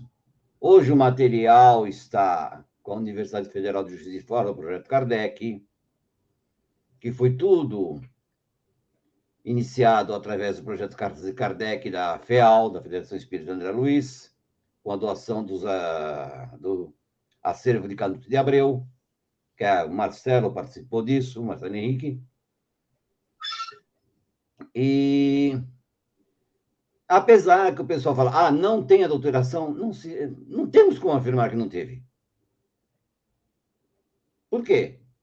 Kardec era morto quando foi editado. Existe toda uma parte jurídica e legal sobre isso, apesar do pessoal falar que não tem nada a ver. Não, tem sim. Tem sim. Eu não sou advogado, Marcelo é advogado, ele sabe mais isso do que eu. O que acontece? Kardec pretendia fazer alterações? Kardec sempre fazia. Tem várias alterações no Livro dos Espíritos, são várias, inúmeras, que ele mesmo fez ao decorrer das edições. Mas também tem carta de Kardec dizendo que ele estava abandonando o projeto de revisão por causa das precariedades da saúde dele. E não tem as autorizações das declarações. Se não tem, não encontrou, não pode afirmar. Nós, aqui no SK, somos favoráveis que tenha adulteração. Por quê? Muito bem observado. Essa ideia toda, ela coloca em xeque, e por isso a razão da minha pergunta, aquilo que o Marcelo acabou de dizer. Uma coisa é você desconhecer a realidade, e outra coisa é você, conhecendo a realidade, adotar um posicionamento oposto à realidade para atender determinados interesses. Esses interesses podem ser econômicos, podem ser políticos, de política doutrinária, podem ser institucionais, podem ser de prestígio, né, de reconhecimento, como pode envolver a própria condição, também exposta pelo Marcelo, de que eu não quero admitir que existem erros no movimento, nas estruturas, nas instituições e na publicação das obras espíritas. Porque se eu admitir isso publicamente, eu vou colocar em xeque para o movimento social geral, aqueles não espíritas, de que nós somos falíveis e que, portanto, o grande projeto espiritual para a humanidade passa pelas mãos imperfeitas dos homens, dos encarnados, que atinge, como diria o nosso saudoso Leonel Brizola, atingem os interesses das pessoas. Interesses. Aquilo a que elas se afiliam por afinidade, por preferência, por gostos, por tendências políticas, por tendências ideológicas e assim por diante. Então, Marcelo e Nelson, lembrar o nosso público que está nos prestigiando nessa calorosa audiência nesse sábado à noite, que a nossa revista espírita eletrônica Harmonia está publicando durante todo este ano de 2023, já publicamos de janeiro, fevereiro, março e abril, e a edição de maio está no prelo, está sendo confeccionada, textos desde a época de Kardec, documentando totalmente essa situação e demonstrando cabalmente que ocorreram adulterações seríssimas nas duas obras. E aguardem vocês que estão acompanhando todo esse nosso projeto, todo esse nosso trabalho, que nós vamos mostrar uma a uma quais são as adulterações nas duas obras, de modo que você vai poder pegar os textos e comparar com a edição que você tem em casa para ver que a ideia geral da proposta espírita de dar ao espírito autonomia, o livre-arbítrio sobre as suas decisões e não ser um marionete, um títere de Deus ou da espiritualidade, com a heteronomia, vai estar flagrante nos textos que existiam até a morte de Kardec e que foram alterados. Isso sim é lutar pela permanência da informação espírita e pela progressividade dos conceitos. Eu estou me lembrando aqui. Posso falar ou acabou o tempo? Não, vai lá. Então tá. Eu estou me lembrando de um artigo que eu escrevi e que está inédito ainda. Eu escrevi esse artigo há algum tempo, chamado Quando a Gente Vira Dogma. Aí, há pouco tempo, eu fui reler o artigo, mudei um monte de coisa, atualizei. Tal como Kardec fez. A gente ainda não publicou, ou mesmo tendo publicado, quando a gente relê, a gente tem vontade de mexer, atualizar. Tá? Então, o artigo fala justamente isso. Um perigo quando a gente vira dogma. Ah, mas fulano merece todo o nosso respeito, mas fulano merece toda a nossa consideração. Tá, mas folha corrida não é desculpa. A gente erra, a gente se equivoca. Tem muita gente aí boa no movimento espírita, não vou ficar citando nomes, muita gente badalada aí que andou metendo os pés pelas mãos, andou falando um monte de bobagem, andou apoiando, inclusive, genocidas e conservadores e reacionários preconceituosos, e a gente não vai achar que a obra dele não tem valor por causa disso. Tem, mas pisou na bola? Responda. Responda pelo que fez. A gente não é dogma. A doutrina espírita, inclusive, não possui dogmas, não possui verdades incontestáveis, e nenhum de nós é incontestável. Responda a si mesmo, em primeiro plano, depois responda ao universo. Né? Exatamente. Somos seres falíveis, sujeitos a acertos e a erros em toda a trajetória. Bom, vamos passar para mais um ponto. Eu acho que as pessoas têm medo de se descobrirem infalíveis e acharem que vão perder a força, uma espécie assim de eu sou super-homem, apareceu a criptonita, pronto, murchei, acabei. Não é assim. Não banco o super-homem. Não banco o super-homem. Se a tua criptonita aparece, é pior. Aliás, tenha em mente de que você é um espírito em evolução, sujeito a altos e baixos mesmos. É melhor assim. Aliás, Kardec não era assim. Se você entende, se você lê Kardec, ele deixa explícito que ele não... que é progressivo o espiritismo. A opinião dele hoje não seria daqui a um ano, ou daqui a 10, ou daqui a 20. Ele está lá, você citou, o espiritismo progride junto com a ciência. Exatamente. O momento que Kardec escreveu as obras fundamentais são 160 anos atrás. O espiritismo não parou há 160 anos atrás. Exatamente. Ele se modificou, ele avançou, apesar de ter alguns espíritos e espíritas que parecem estar atrelados ao século XVIII e XIX até hoje, né? Tem como. Bem posicionado. Olha só, hoje, com a força da internet e das redes sociais popularizando, multiplicando a difusão do espiritismo, acontece um fenômeno muito peculiar, Nelson e Marcelo.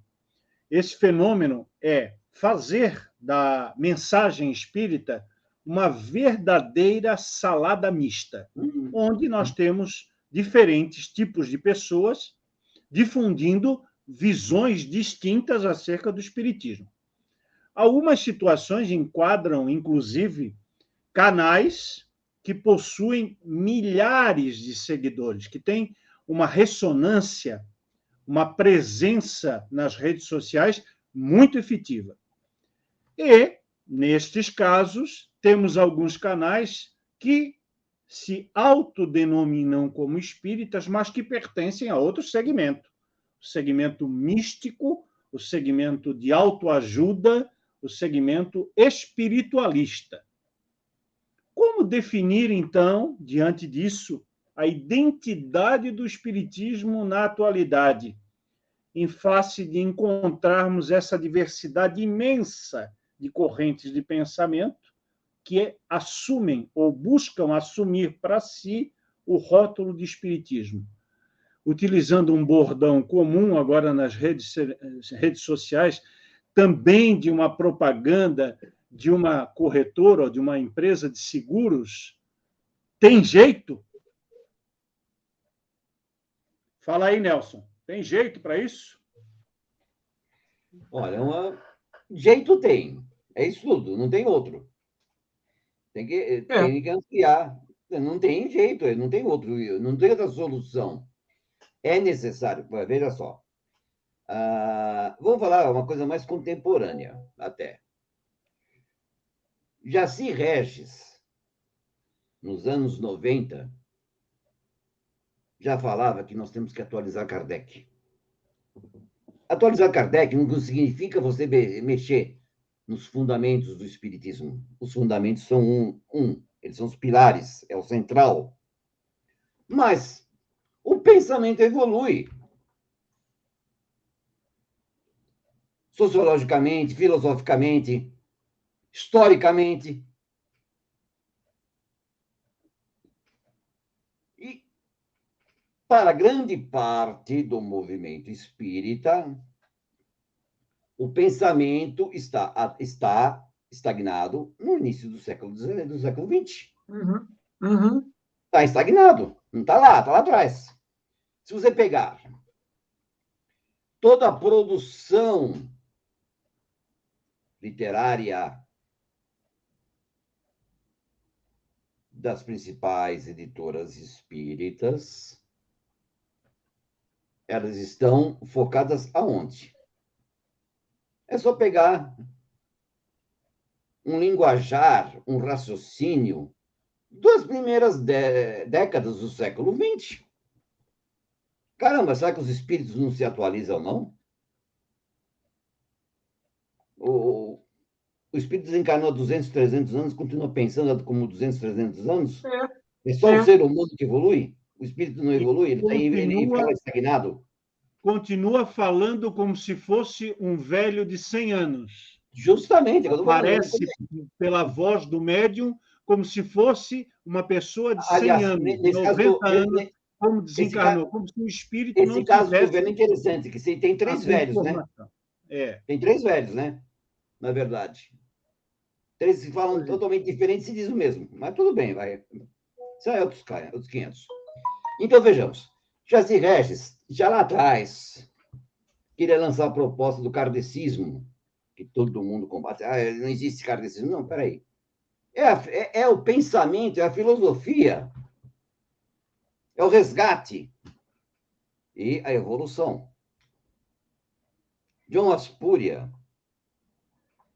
da CEPA, também no século XX, falou a mesma coisa. E outros tantos pensadores. Nosso querido Herculano Pires caiu de pau em cima dos espíritas, que não conheciam o espiritismo. Ele não foi o melhor metro, até, conforme o Emmanuel que me deu Kardec. E ele caiu de pau. Por quê? O espírito não estuda. É só aquele beabá. Aí, agora voltando ao que você perguntou. Aí tem toda essa miriade de opções. a todos os gostos, a todos os aspectos. Vai da autoajuda ao espiritualismo. E todos se dizem espíritas, né? Uhum. E o que acontece? O consumidor,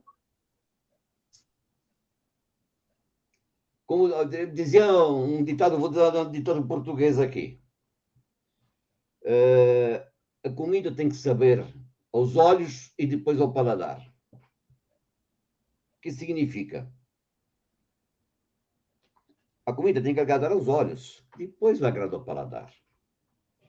Então, se eu te vendo um pacote, mesmo que seja ficcional, maravilhoso, você vai tentar verificar o que tem dentro do pacote. Ah, mas o pacote não me agradou, não é bem isso que eu queria. Mas aí depende do que você entende, do que você conhece. Aí, de repente, aquele pacote atende todas as suas dúvidas, todas as suas perguntas, todas as suas os seus obséquios, as suas dúvidas. Pronto, você comprou o pacote. E tá, virou fã do canal. Virou fã do escritor. Virou fã do pseudo-sábio que escreve lá como espírito superior, que Ave Maria, que me revolta isso. Me revolta isso, que tem espírito superior que escreve cada abobrinha, rapaz. E cultuado, hein? E cultuado ainda. Eu tenho um que o Marcelo Rezende concorda, ele é extremamente carismático. Quando ele toca no aspecto, tudo. Eclesiástico, ele é impecável, não tenho o que falar. Mas quando ele começa a ir a outras vertentes, citar tradições espirituais, aí a coisa pega. Aí o negócio fica feio. São algo a acrescentar, Marcelo, nessa questão aí dos influencers e da existência desses canais que falam de tudo, menos de doutrina espírita? Rapaz, eu acho o seguinte, eu acho que a gente deve estudar as obras fundamentais, que você tendo um bom fundamento, você não se deixa enganar.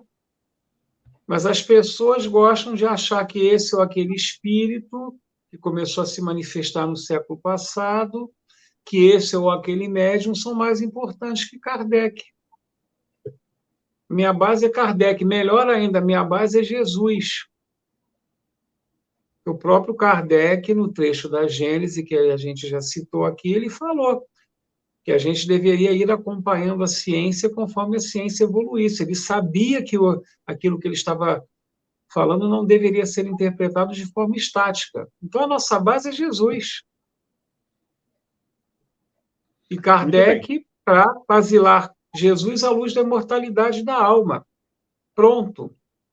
Ficar dando crédito a esse ou aquele médium. Eu estou lembrando um fato aqui, que eu fiz uma palestra uma vez no Centro Espírita aqui de Petrópolis, e a presidente do centro, ela tinha mania sempre de falar alguma coisinha no final, caso ela não concordasse. Aí uma vez eu falei alguma coisa acerca de homossexualidade, que ainda deve ser um tema polêmico, mas na época em que eu falei, deve ter uns 6, 7 anos, era um tanto quanto mais polêmico. Eu expus a minha opinião, calcado no amor ao próximo, na tolerância, na compreensão, no acolhimento das pessoas. Aí, conforme eu terminei, ela pegou a palavra: mas o médium XYZ fala isso, isso e isso em relação a esse assunto. Pois é. Posso fazer nada. O que eu disse é o que eu disse. Pronto. Eu me respaldo no amor ao próximo, no Cristo. O que esse ou aquele médium falou pode estar datado. E não me interessa. Conforme o senhor Marcelo Henrique já me falou algumas vezes, quem é esse ou aquele médium na fila do pão? Não é? É isso. O argumento de autoridade não nos pertence. Exatamente. Nós não temos um concílio, nós não temos nem a Comissão Central de Espiritismo que Kardec estabeleceu, não com um caráter de órgão censor, mas como a reunião dos espíritas sensatos que estariam, como você disse, na base da Gênese, acompanhando que as ciências, no plural, estivessem pesquisando para agregar ao edifício espírita toda essa experimentação da física, da química, da biologia, da medicina, do direito, da sociologia, da administração, da economia, da filosofia, da própria religião, porque existem as ciências da religião, né? Tem uma amiga minha espírita que é doutora em ciências da religião. Por quê? Porque ela entende a necessidade de pesquisar o fundamento religioso da humanidade, de fundamentar a ideia de religiosidade que é inata do ser humano, que é essa conexão que nós temos com as forças superiores, com o universo, com a nossa própria espiritualidade íntima e o exercício de tudo isso no contexto da vida encarnada.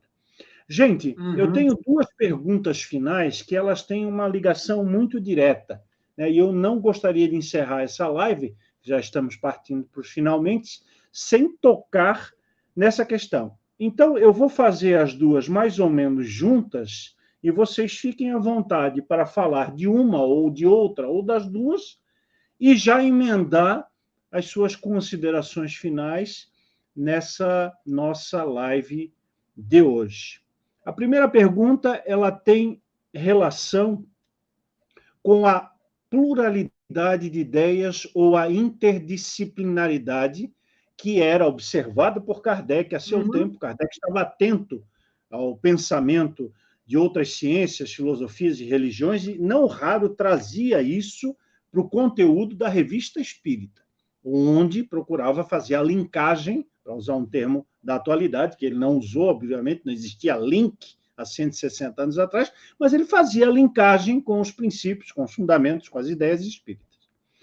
Então, nós vivenciamos nos últimos 80 anos, 60 anos, para ser mais exato, um movimento importante que aconteceu dentro do cristianismo, já que o Marcelo falou bastante em Jesus, falou no Cristo, como ele é reconhecido pelas religiões cristãs, né?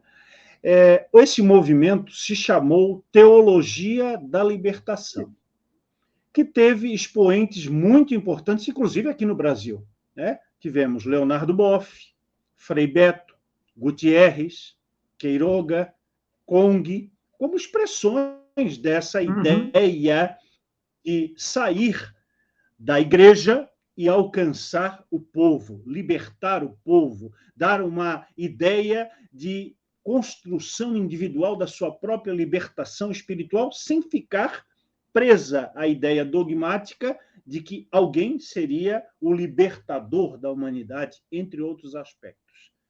Será que essa teologia da libertação, claro, guardadas as devidas proporções, porque ela não fala dos dogmas, das verdades espíritas, fala das verdades católicas, fala dos princípios católicos, mas será que essa teologia não teria condições de, ao ser associada a muitas ideias espíritas, a muitos princípios, ao conteúdo, por exemplo, da terceira parte do Livro dos Espíritos, onde estão as 10 leis morais ou divinas da humanidade, não poderia fazer a cabeça dos espíritas neste século? Então, essa é a primeira pergunta. Se não dá para, analisando a filosofia contida na teologia da libertação, fazer uma correspondência, por exemplo, com a lei de liberdade que está na terceira parte do Livro dos Espíritos, como falei há pouco.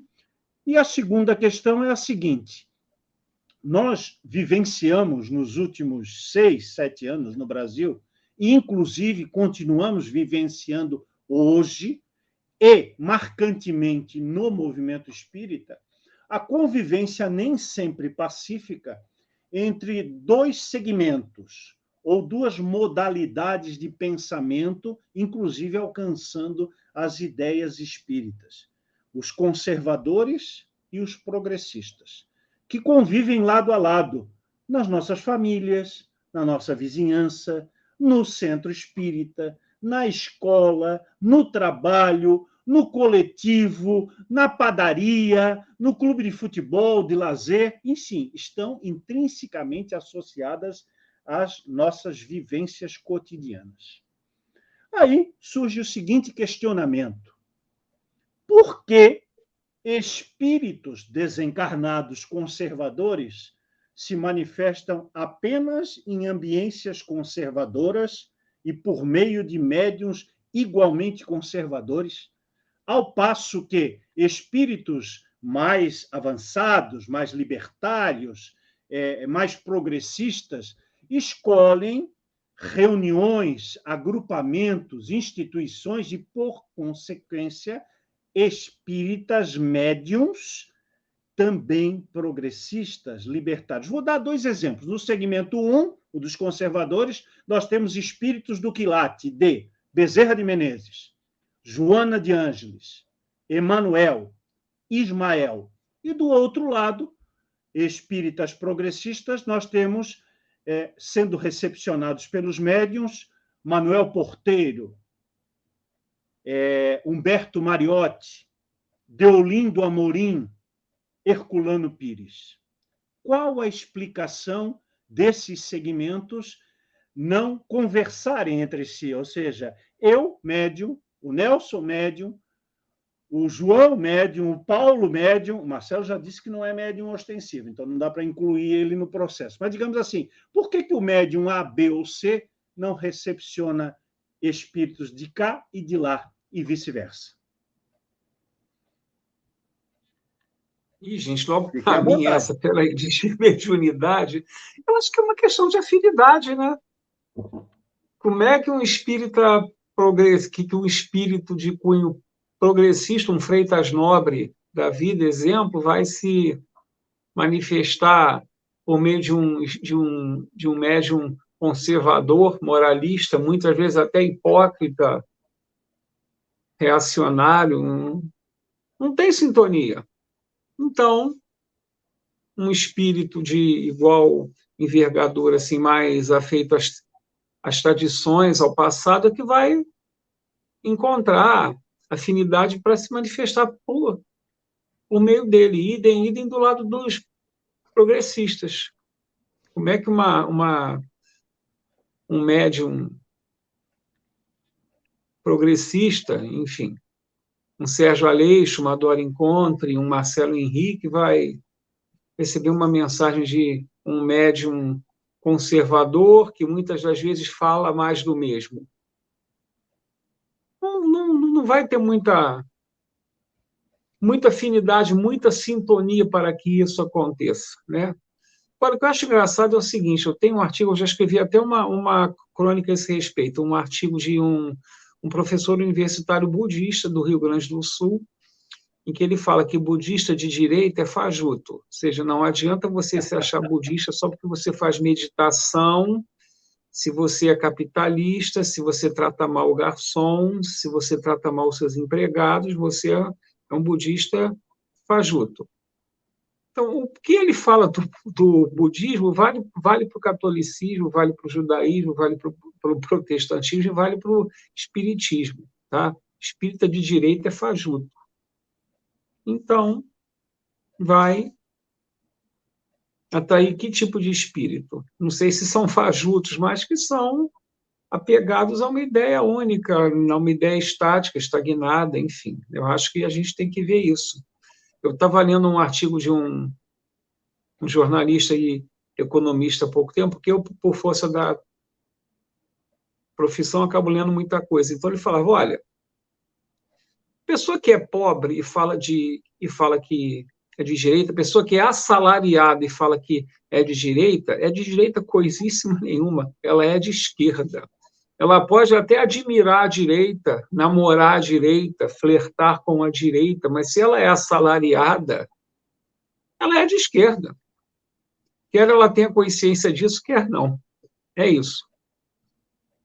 Muito bem. Então, para ti, é a lei inexorável da afinidade vibracional. É essa que vai determinar que o espírito é vibracional, ideológica, né?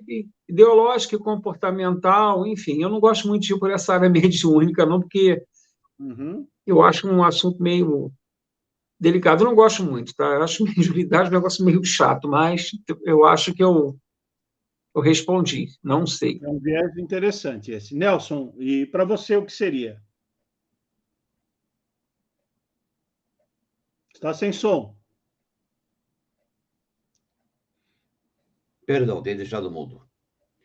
No caso dos espíritos de progressistas ou conservadores, o que acontece? O espírito se comunica com o médium que lhe melhor serve de instrumento. É. Ponto final. Ou seja, há de ter-se uma afinidade entre espírito comunicante e médium receptor. Não tem como. Então, daí, porque é aquela história. Vou dar um exemplo bem claro, não é nem progressista e nem conservador, mas como todos nós aqui já trabalhamos de uma maneira ou de outra em reuniões mediúnicas, o que você diz quando um médium, por exemplo, recebe um espírito que totalmente transverso do que costuma acontecer na reunião mediúnica? Sem ais, sem culpas e sem poréns. Espírito claro, lógico, racional. Como é que a direção trata esse espírito? E o médium também. Ó, estou obsidiado, ó. Vai lá pro cantinho. Não foi, não consolou. Vai embora, fica aí. Você não consolou. Não consolou, é ótimo. Você não consolou, fica aí no cantinho. Caramba, o espírito veio para esclarecer e quer que o espírito cancele. Mas, olha, tem umas coisas que acontecem numa mesa mediúnica que você simplesmente fica embasbacado. Não tem nem muito o que comentar. Mas Imagino. Eu já assisti a algumas, mas todas organizadas. Essa questão que o Nelson está colocando, Marcelo, que agrega valor àquilo que você disse, da afinidade ou da sintonia vibratória, eu estava discutindo com a Júlia hoje de manhã, quando a gente estava pensando na programação dessa live. Então, está aqui a página mediúnica, né? Recebida, caligrafia do espírito, etc. e tal. O que vai acontecer na instituição espírita do tipo conservador?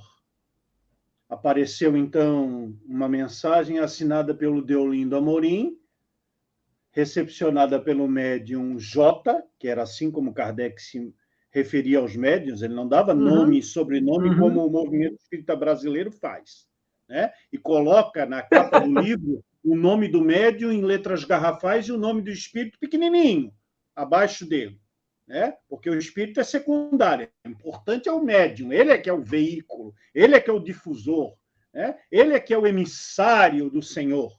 Não é isso que acontece no nosso movimento? Então, o Deolino chegou lá para o médium J, na instituição conservadora, acontece isso que o Nelson disse. Não, essa mensagem aqui é anímica. Essa mensagem aqui não é Deolino. Essa mensagem aqui não tem nada a ver com o nosso contexto atual. Vai para a gaveta. Ele não disse o que eu quero ouvir, né? Então não serve. Exatamente. Né? Ou o contrário, né? Aparece num grupo progressista, é difícil, mas vamos imaginar que apareça lá um espírito que foi mais conservador, mais à direita, mais tradicional, para mim não utilizar nenhuma outra adjetivação pejorativa, porque a gente respeita todas as ideologias e convicções no mundo atual, e assim tem que ser o mundo pluralista, né? Vocês continuam a me ouvir? Porque deu uma queda aqui. Tá. Então, veja, aparece então a mensagem conservadora num grupo progressista.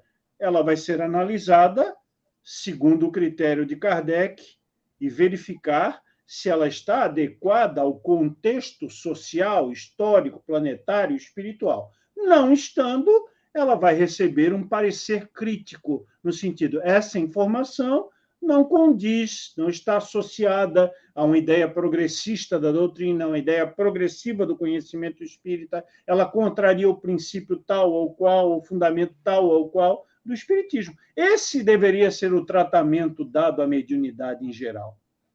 Mas não é assim que acontece. né? Nós temos muitas posições de A ou de B, no sentido de, não me interessa, guarda, esconde, deixa de lado. E aí o que vai fazer o espírito? Sendo uma comunicação verdadeira, sendo a presença realmente dessa ponte entre o desencarnado e o encarnado, ele vai procurar um terreno, um terreiro, uma mesa, um abaitolá, um ambiente, uma tenda, onde ele seja recepcionado, onde ele tenha ressonância, onde aquelas ideias guardem correlação e sinergia. Bom, vocês dois me responderam sobre a questão do tipo do médium e do tipo do espírito. Eu estou esperando a resposta em relação à teologia da libertação. Vocês não vão me deixar... Eu acho que nós já somos a teologia da libertação. Nós e tantos outros coletivos de espíritas progressistas que graçam por aí, nós já somos essa elaboração de uma teologia da libertação, do movimento espírita progressista, plural, que conversa sobre todo e qualquer assunto à luz da doutrina espírita, que debate outras vertentes de assuntos que muitas das vezes pelo movimento espírita tradicional são debatidos por um lado só, enxergados por um viés só. Nós somos essa teologia aí, com certeza. E você, Nelson? Bem, eu vou pelos mesmos caminhos. Eu sou fã do Jaci Regis, isso é público e notório. A Turma de Santos foi incrível. Ela foi a teologia utilizada no kardecismo, no espiritismo. O kardecismo, como falava Jaci Regis.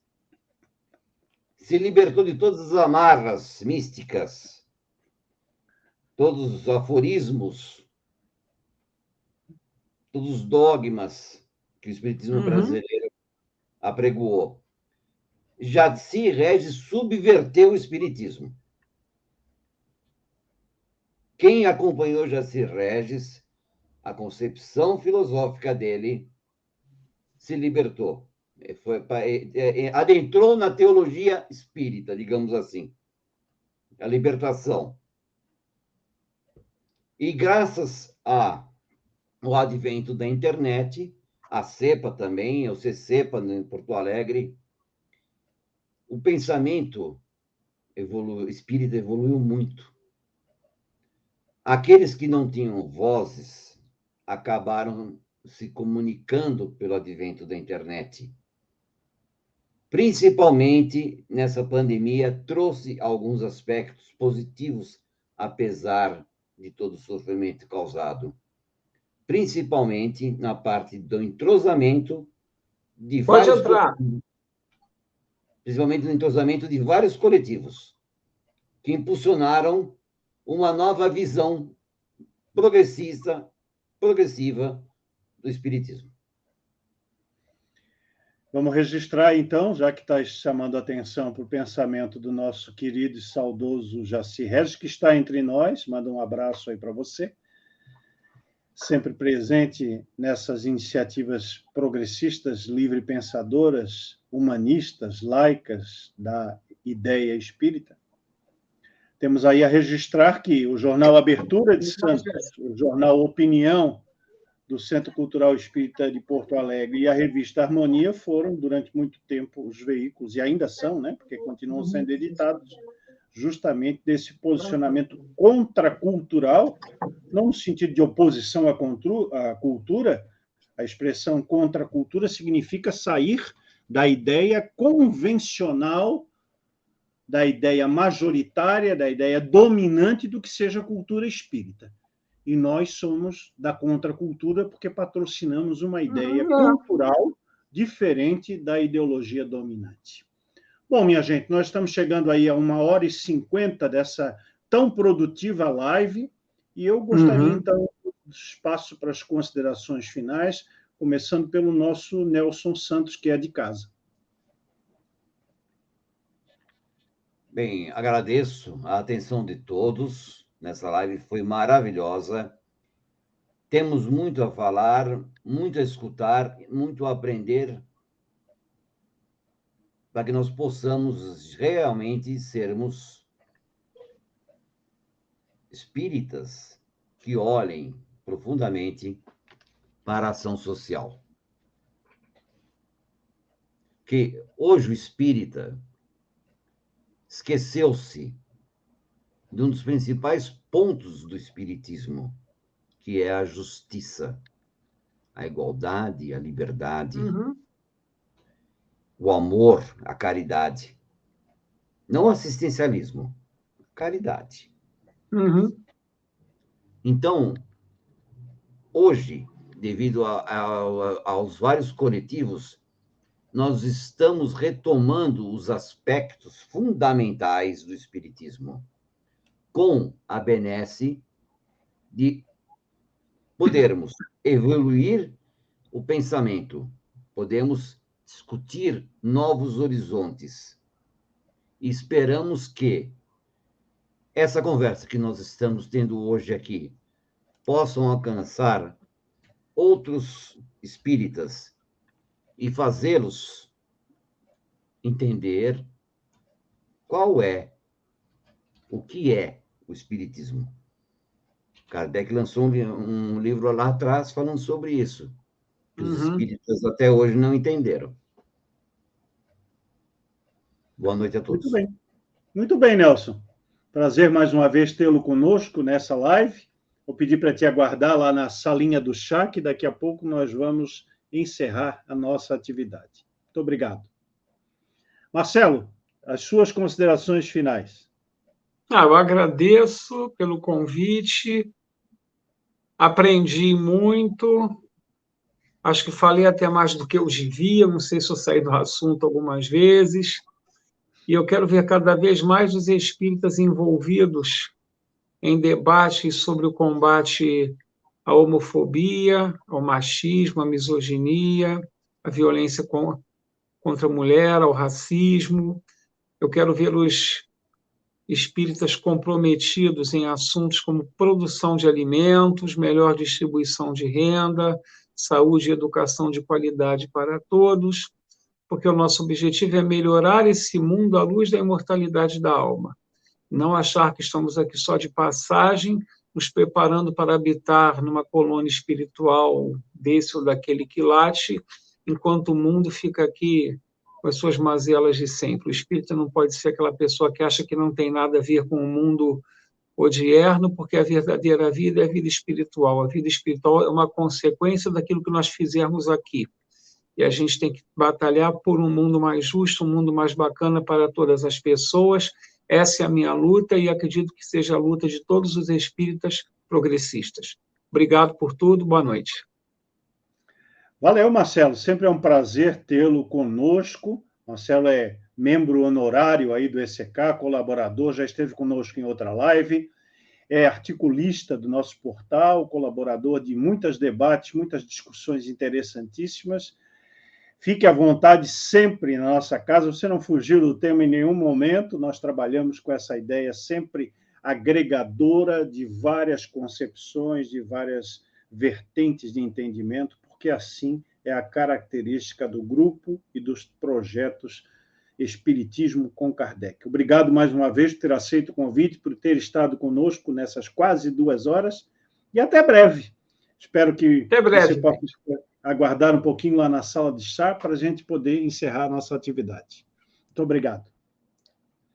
É isso, minha gente. Estamos, então, encerrando mais uma live, mais um Embalos de Sábado à Noite aqui no ECK, mas eu, antes de terminar, quero fazer um agradecimento especial ao Márcio Cardoso, de Santa Catarina, ao Márcio Saraiva, do Rio de Janeiro, a Deise Manzano, de São Paulo, o Elias Moraes, de Minas Gerais, o Marcos Braga, do Distrito Federal, a Leopoldina Xavier, de São Paulo, a Júlia Schultz, de Santa Catarina, e a Maria Cristina Rivet, do Rio Grande do Sul, que contribuíram com algumas das questões, alguns dos questionamentos que foram trazidos nessa nossa live. Fazer o convite, está aí passando na sua telinha, da direita para a esquerda, a próxima live do grupo Espiritismo com Kardec, aqui nos nossos canais. Kardec, por onde andas, meu filho? Onde te encontras? Queremos bater um papo legal, tete a tete, olho no olho. Kardec, por onde andas? É a nossa live no próximo sábado, dia 27, semana que vem, no bate-horário, no bate-local, aqui nos canais ECK, a partir das 18h30. Vem com a gente, você é o nosso convidado, você é a razão maior da nossa existência, das nossas atividades. E fique ligadinho nas nossas redes sociais, no nosso portal, no Instagram, no Facebook, no TikTok, em todas as plataformas que o ECK está, que nós temos novidade para você para o segundo semestre. Inclusive, fique atento, porque as vagas são limitadas e você vai ter que correr para se inscrever, para participar do nosso próximo projeto. A você, a nossa alegria, nosso contentamento, nosso agradecimento por ter estado conosco, ainda que por alguns minutos, ou então pela live toda. Se puder, recomende o nosso canal youtube.com/c/Espiritismo com Kardec, onde lá estão todas as nossas lives, desde a primeira até essa, com conteúdo de qualidade, trazendo informações, debates que você não vê por aí, porque nós estamos trazendo uma nova forma de entendimento desta filosofia que tanto faz bem ao nosso espírito, à nossa vida material e à nossa vida espiritual. Um abraço, um beijo carinhoso, um excelente domingo para você em família e até a próxima. Tchau, minha gente!